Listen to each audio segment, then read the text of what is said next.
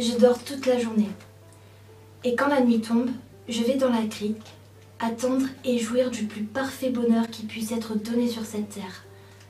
Les gendarmes viennent régulièrement me demander de déguerpir, parce que le site est interdit au camping à la suite de plaintes de riverains. Je réponds que je suis un riverain, je donne mon adresse et ils s'en vont. Il y a aussi une femme d'un certain âge, Gladys. Elle vient tous les jours bronzer sur la petite plage et elle s'est prise d'amitié pour moi.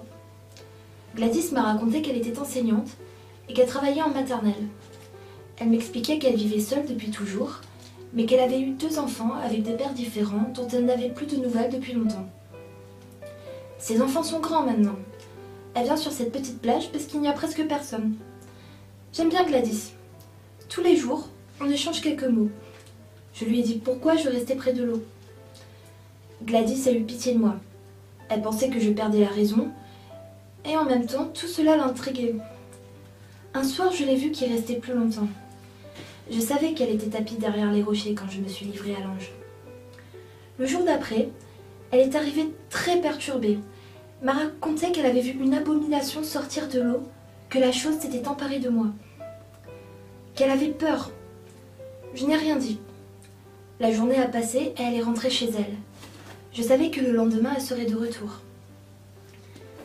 Cette nuit-là, je me suis donné encore un peu plus à mon ange sorti des eaux. Il ne demande rien, c'est moi qui me livre tous les soirs.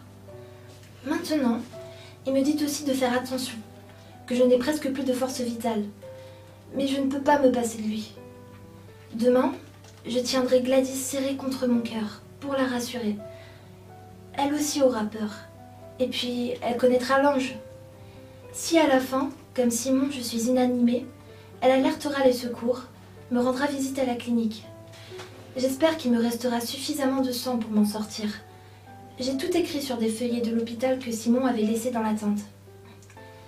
J'espère de tout mon cœur que Gladys me rejoindra et qu'elle pourra enfin, pour la première fois de sa vie, connaître le bonheur. Gladys est venue. Comme elle avait peur, je l'ai tirée de toutes mes forces. L'ange est sorti de la mer. Quand j'ai senti que Gladys l'avait vue sous son véritable jour et qu'elle mollissait dans mes mains, conquise comme moi et comme Simon auparavant, je l'ai lâchée et je me suis consacrée à mon bonheur. L'ange n'a pas voulu de Gladys. Il lui a fermement commandé de s'éloigner. Comme elle ne voulait pas, il lui a fait peur et elle s'est enfuie. Une centaine de mètres plus loin, elle a vu le corps de l'homme passer sous la chose et quand l'horreur est retournée dans l'eau, on aurait dit qu'elle était moins grise et que ses mouvements étaient plus vifs. Gladys s'est précipitée vers le corps allongé sur le sable mouillé. Il était sans vie. La lune éclairait la crique.